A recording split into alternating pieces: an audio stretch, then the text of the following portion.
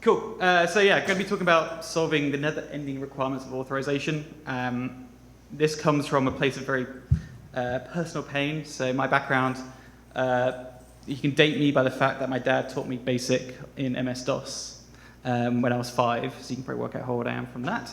But always been tinkering with software, went into like a software dev role, actually ended up at Microsoft for a bit, doing like technical consulting, so getting to see all the horrible stuff that big companies do, lots of banks, did a lot of work with the NHS as well, and that's some legacy stuff. And then moved on to the world of startups, so I spent 10 years working in various SaaS businesses, a lot of MarTech, supply chain, connected fitness, believe it or not, some e-com, but always very much focused on like the data and DevOps and infrastructure side of things, even as when I moved to the dark side of product management, you could say.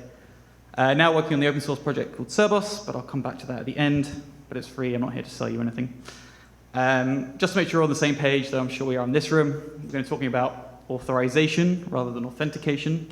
So once you've got something like Teleport or Okta or one of these things in place, that you know who user is who they say they are, once they're inside your software platform, inside of your system, what can they actually do? This person is an admin, what should they be able to do? This person is a manager, what should they be able to do? The authorization piece. Classic quote in this world, nothing certain in death, but death and taxes. My extension of this is that the ever-changing requirements of authorization. Across these various businesses, I've had to go and rebuild like the authorization framework at least 3 times in each company as the requirements kept changing because they signed a new client or they had a new user come online who wanted some custom roles to lock down their access.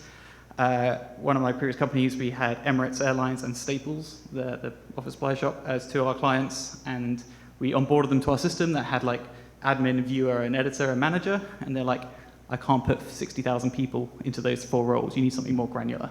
So I had to solve this problem over and over again. So let's actually go through the journey of scaling a company.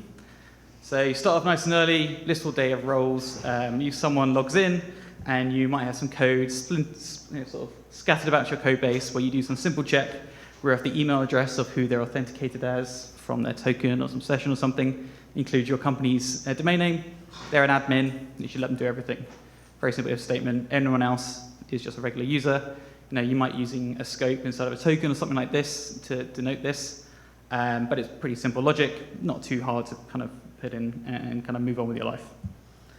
Then you start scaling up, maybe you've got like a sales team and things are going pretty well, and they want to start locking down feature access, and so they can package it up and sell it to different people for lots of money, usually unreasonable amounts of money, and they want to be able to kind of change that conditions on the fly.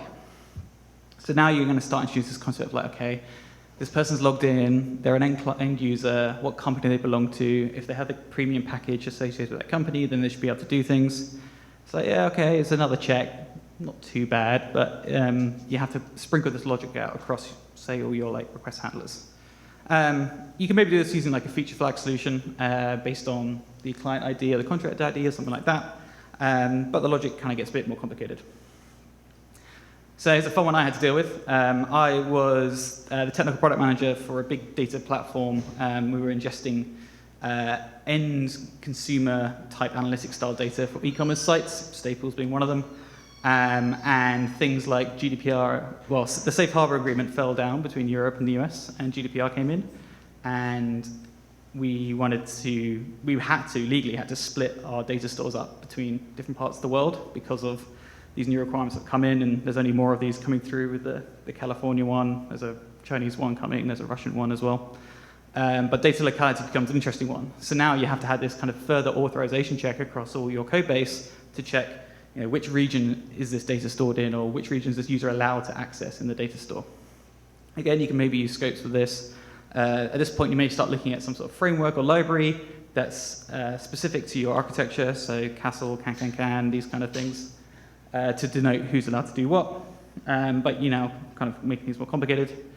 And here's the kind of the enterprise example where you wanted to support, Staples is 60 different departments that need different access controls, etc. You're now going to start putting even more logic in here where you're starting to check things like groups and roles, and maybe some of those are user defined. Now you want to start having some sort of actual user directory system, and this logic is getting a bit more out of hand. And then another fun one, you've got to the point now where you're selling to these big companies and they all have hard sort of requirements around regulatory needs of audits and access controls and those sort of things. So you go and get your ISO or your SOC 2 compliance. I went through ISO a couple of years ago, and every year after that I got dragged into a dark conference room in the basement by an auditor, and I had to pull up on demand our access logs to show who could do what, which at the time was me kind of grepping through S3 files, which was not fun. But for starters, you actually start logging and sort of capturing an audit trail of who's done what. So now in your code base, wherever you have that if-else logic going on, you now need to actually put in there a check and actually audit and log out sort of exactly what happened where and who tried to do what and whether the access was allowed or not, and you can plug it into some sort of logging library, etc. Now, at some point on this kind of journey, as you scale the business, there's likely going to be a discussion around everyone's favorite term, microservices, because you want to now start having specialized components that are doing different things. Maybe you have a sort of node service, you have a React front end, you've got some thing running in Python to do recommendations, you've got some legacy component and some .NET framework maybe running in your stack, and you now have to sort of break apart your architecture.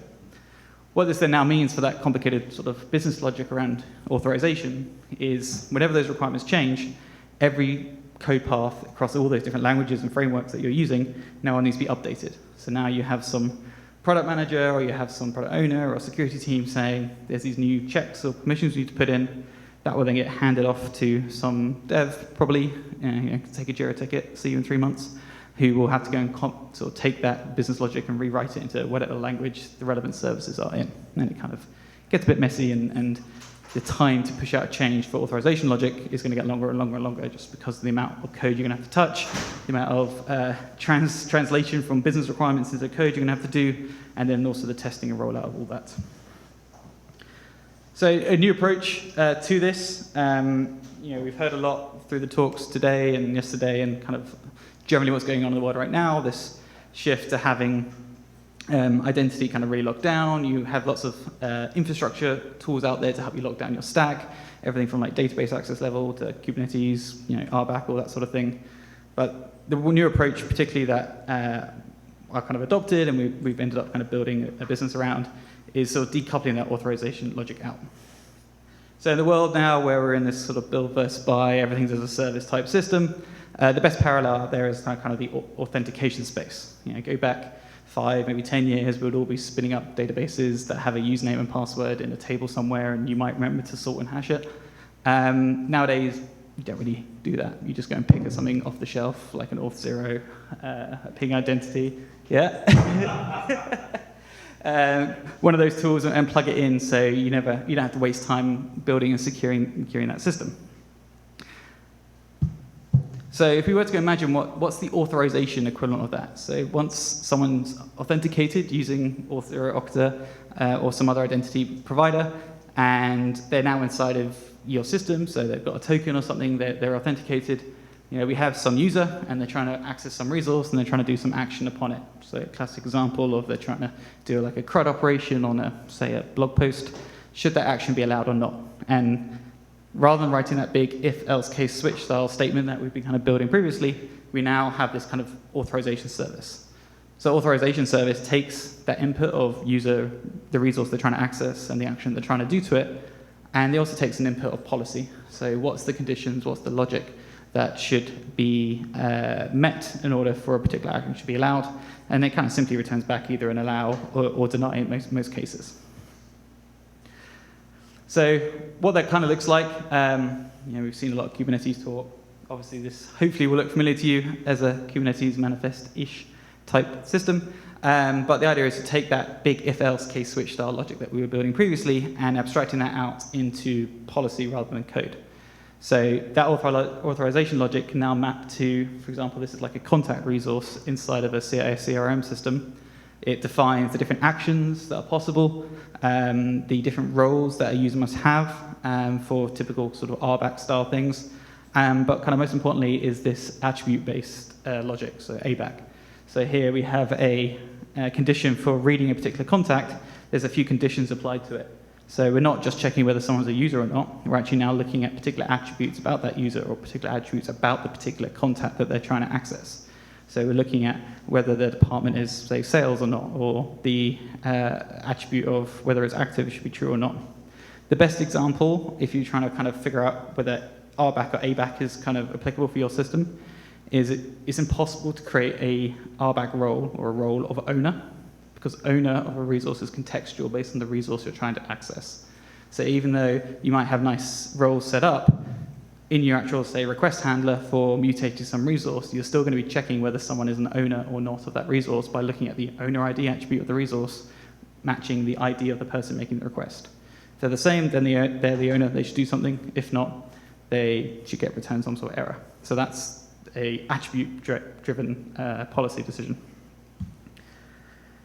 So the other trend, as well as kind of picking these specialized components off the shelf, is kind of we're in the world of sidecars, which has gone through a bit of a bumpy ride recently between all the service meshes using sidecars and getting rid of sidecars. But it's the nice pattern. You have your cluster, and then you have these specialized services that sit inside your pod or around it that do particular things. So authentication, the Auth2 proxy is probably the most famous one of these, but also scraping metrics, logs, etc. This is a very kind of common pattern. And the really important thing here is the performance characteristics. Because sidecars are running alongside your application, to speak to them is like one hop. It's right next to your system. And that's, when it comes to authorization, a really important characteristic. Because authentication, when someone logs in, they are issued a token for, say, 30 minutes or so. That's kind of cache. You don't have to keep checking that over and over again. Authorization, on the other hand, particularly if you're checking attributes of a resource, you actually need to be able to doing that on every single call to your system, on every single API handler or request or whatever's going on. So being able to get a authorization decision back as fast as possible is kind of key, because it's in the critical path now of every request. It's not something you can cache because the data is going to be dynamic, the resources are dynamic that's going on. So using a pattern like sidecars allows you to have the authorization service running right alongside your application to get that fastest possible connection. And with Cerbos, we actually allow you to do it through Unix sockets if you want. So what does it all actually look like in practice? I'm going to do this one. So we have our end users. They are interacting with your application. So say there's some front-end app or mobile app. It's sending API calls over to your application. The application block represents your system. So it could be a monolith, it could be a web microservices, it could be a load of serverless functions, doesn't really matter. Request comes in. On that request, you know who the user is, because they've got a JIT token, they've got some sort of authenticator session. Basically, you know who they are. And from that identity, from your authentication provider, you know who they are. You can go and fetch other attributes about them from, say, like a directory service, so what team they're in, what organization they're in, these kind of things. And the other thing your application knows is what resource they're trying to access. So take that CRM example earlier. There's a request coming in, they're trying to do like a put or a patch to a contact resource. If your application knows from the request, they're trying to access a contact resource, there's a particular ID, and they're trying to do particular action on it. So your application is going to be interacting with your underlying database anyway to go and fetch the attributes or the particular resource they're trying to access. And then this is where you would have had that big if-else case switch style logic to work out whether the particular user or not can do the action or not. In this kind of authorizing service model, you now package up that information about the principal. So it could be a user, but equally it could be like an API key or a machine token or whatever's kind of relevant for your system. The resource they're trying to access, so what kind of resource is it, the ID of it, the attributes about it that you fetch from your database, and then what action they're trying to do. Create, read, update, delete, or more business specific, approve, deny, mark as spam, whatever's relevant to your system. That request goes over to that authorizing service, and that authorization service is holding policy. So those policies could be, say, in a database, they could be in an S3 bucket, or kind of our recommended approach is a Git repo. Because it's now configuration rather than code, you can treat it like you would your Kubernetes manifests using GitOps and Flux and those fun tools. So that authorization service, which is running as that sidecar or some other service inside of your system, is going to look at that request of principal, resource, and action, go and evaluate against the policies that are defined, and return back, in most cases, either an allow or deny based on the particular request. That then comes back, and that complicated logic that was in your application before is now a single if statement. If the authorization service is allowed, then do the thing. If not, return some sort of error. This model has kind of two distinct advantages. One is, because all the logic is now extracted out into this repository store, when the requirements change for authorization, because they will do, I guarantee it, you don't have to go back into your code base or you go back into your myriad of microservices to go and change the logic. You just go and change that logic in this policy repository. So those YAML manifests in the case of Cerbos can be updated in one place. You can check them, say, into their Git repo. You can write unit tests against them. You can make sure they're valid, etc. And then all the instances of that authorization service will pull down that change and start serving based upon it. So that now means you can make changes, or more interestingly, is the person who owns the requirements for authorization, generally that product person or that security team, now has one point where they can update the logic. That gets picked up, and now without changing any of your application code or any of your microservices or however you kind of deploy your app, that change in authorization logic gets pushed out, and the system starts serving based on that new logic. The other big one is now there's a single point where all the authorization checks are being made. There's this kind of side advantage, which is regardless of how the checks are being made, from back end, some front end, some async jobs, some batch queue, doesn't really matter. Because all the checks are going through one of these authorization systems, you're going to get a clean and consistent audit log. At this time, this principal did this action on this resource, and it was either allowed or denied by a particular policy.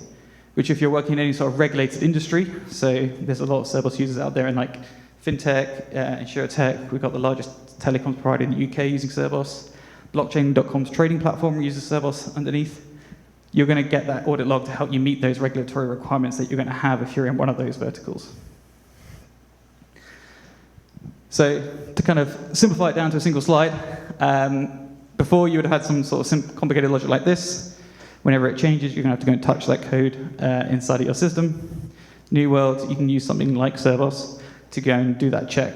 And now throughout your code base, you're not actually replicating that logic over and over. It's all in that service, which you then just call out to, which ideally is deployed right alongside your application, preferably inside of the pod, to go and get the response. And it simply returns back allow or deny, as well as giving you that nice audit log that's going on due to the checks. So just to wrap it up, so advantage of this approach, so your logic is now defined centrally. There's a single point where anyone can go and reference around how a particular permission or how a particular action is controlled and how it's defined in a single place. They can now evolve independently of the code base. It's agnostic to any particular language or framework or architecture. So if you want to go and spin up some new service in Rust, or you want to go and put something in, with the new language of the month here and there, as long as it can talk to this authorization system, in the case of Cerbos, it's got both a REST and a gRPC API, then you're going to be able to check those permissions and get that response back.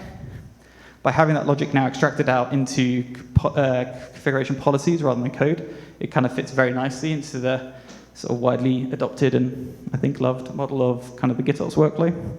And you get that audit trail, which is so important if you're in particular industries and verticals. Now, it's not all upside, obviously. There's another service you're going to have to run and deploy and scale. And in the case of Cerbos, we've actually put a lot of effort to make sure the thing is as small as possible and can run anywhere. So Cerbos itself is fully stateless, so you can even run it as like an ephemeral Lambda if you really wanted to check permissions. And one of our users actually ships physical ATM machines out to the world with Cerbos running on them, which is cool, but also kind of scary, for updates at least. There is going to be kind of a bit of a new DSL for writing policies in some cases. So writing those conditions that you would have saw where it was checking particular attribute values. Again, with Cerbos, we're trying to use an off-the-shelf open source solution. So it uses Common Expression Language, which is a Google open source logic library, basically. And there's always going to be a new component in the critical path. But again, if through thoughtful consideration how you deploy things, making sure it scales with your application, hence sidecars are a nice model for this. There's ways to kind of mitigate that, and at least from me and my team's experience from different companies, this is something that's worth actually putting in place compared to actually having to go and update your code all over the time when the requirements change. So I've mentioned Cerbos a few times. Cerbos.dev is the website. It's completely open source, Apache 2. You can go off and use it. We've got a few hundred users that we know about, at least, from the telemetry that's in there, but there's definitely more. We just last week hit 1,000 GitHub stars, which makes me happy.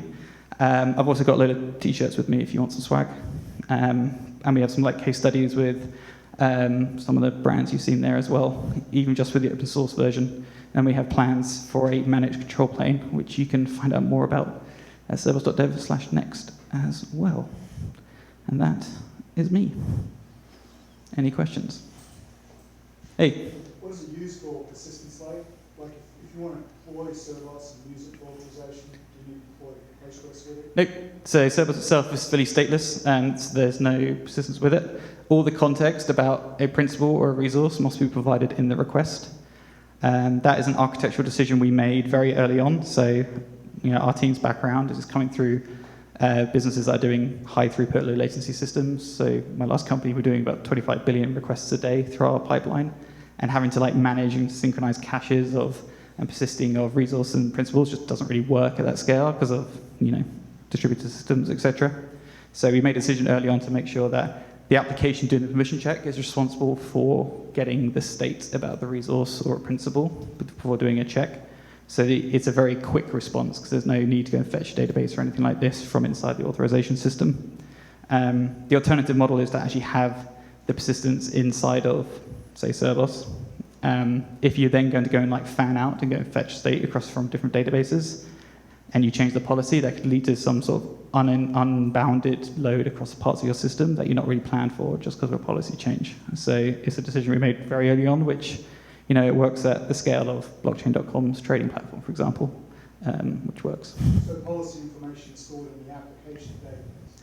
The policies themselves can be stored, they need to be stored somewhere. We recommend using a Git repo, and the Cerbos instance will pull that down on whatever basis you want, or you can bake them into the image, or you can pull them from an S3 bucket, or even you can use a database, but in most cases it's easier to actually have your policy logic static in something like S3 or a Git repo. Okay, and Cerbos just holds that.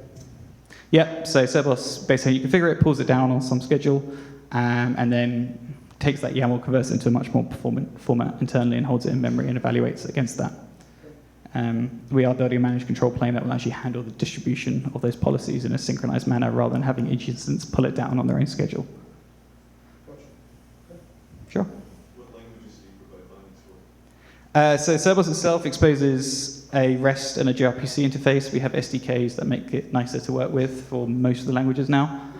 Node, Java, Go, etc. Cerbos itself is written in Go. Big fan of Go. Cool. All right. Well, thank you very much.